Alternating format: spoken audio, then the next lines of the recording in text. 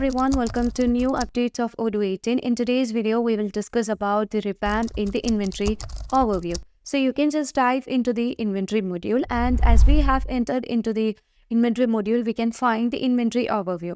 So here we can find different transfers, and the change is that we can find the graphical representations of the transfers. So there are different colors that is used for representing the graphs, and here it has provided in the bar graph, and the pink color shows that the transfers that is created in previous date or scheduled with the previous days, and the yellow color that shows that the transfers that has created on today, and the green color shows that the transfers that has created for future date.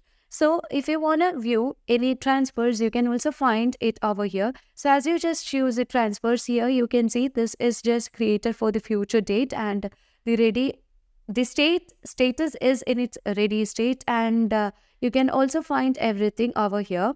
And let's move on to the inventory overview itself, and you can also find the count of the transfers that is with each of the transfer. So as you just place your pointer of the mouse on the graph, you can see that currently it has 2 transfers that's scheduled for today, and you can see that there are 14 transfers that is created for yesterday, and again 2 transfers that is created with the previous date. So if you want to view everything, you can just choose the graph, and you would be able to find the transfers over here.